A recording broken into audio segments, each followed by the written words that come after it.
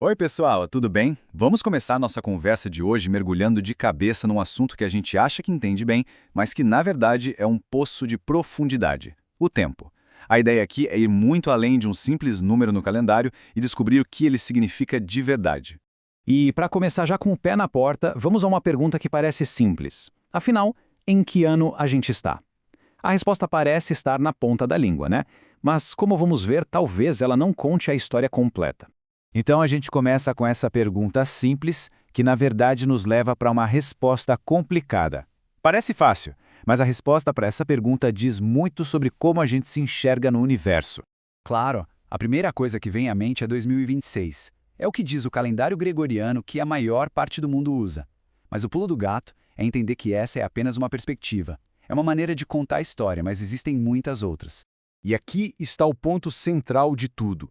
O nosso calendário não é só uma régua para medir os dias. Ele é, na verdade, uma narrativa. É uma história que a gente conta para nós mesmos. Uma história que organiza nossa realidade e dá um senso de lugar no mundo. E por falar em história, vamos ver agora que cada calendário conta uma história. É incrível perceber como diferentes culturas narram o tempo. Não é só sobre contar dias, é sobre definir o que realmente importa. E olha que interessante a variedade de pontos de partida. Para o calendário hebraico, o marco é a criação do mundo. Para o islâmico, o momento-chave da jornada de fé.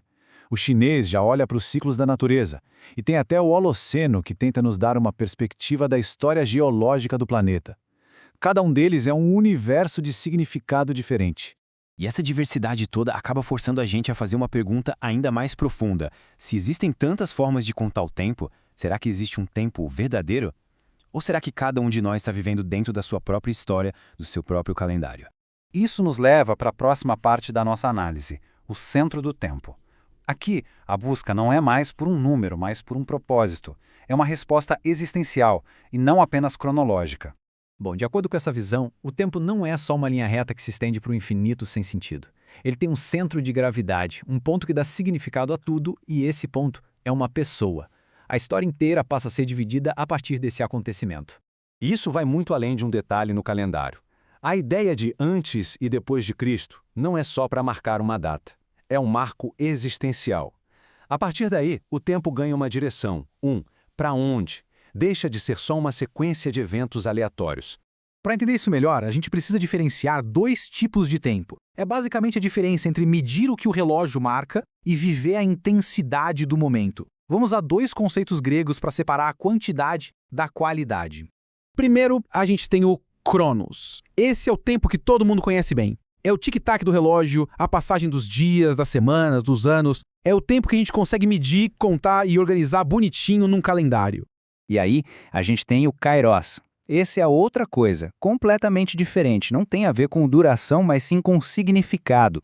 É o momento certo, a hora certa. Aquele instante carregado de propósito que pode mudar tudo. Não importa se dura um segundo ou uma hora. E essa comparação deixa a diferença bem clara. O Cronos pergunta, que horas são? O Kairos pergunta, que momento é este? E o mais impressionante é que é totalmente possível viver 80 anos de Cronos, uma vida inteira de tic-tac, sem nunca ter experimentado de verdade um momento de Kairos, um momento de propósito real. E finalmente a gente chega na última parte, o ano da eternidade, onde a ideia é justamente repensar o que valorizamos, a duração das coisas ou a direção que elas tomam. Olhem só para essa escala de tempo. Pensando no tempo geológico do planeta, a nossa existência inteira, toda a história da humanidade, não passa de um piscar de olhos. Isso mostra como a nossa percepção de tempo é limitada. Mas o paradoxo é que, pela perspectiva teológica, cada um desses instantes pode ter um peso de eternidade. E aqui está a grande ideia que amarra tudo. O valor do tempo não está na sua duração, mas sim na sua direção. A questão não é quanto tempo se vive, mas para onde se está indo. Então, voltando para a nossa pergunta lá do começo, a resposta mais profunda não é um número, é um estado. Estamos no tempo da oportunidade, um período de graça onde a questão não é a data no calendário, mas sim a decisão de responder a um chamado maior. E assim, a gente fecha essa reflexão com uma pergunta que se volta para dentro. A questão final não é sobre o calendário na parede, mas sobre o nosso estado interior. Não em que ano estamos, mas sim em que momento espiritual estamos vivendo. É uma boa reflexão para se levar adiante.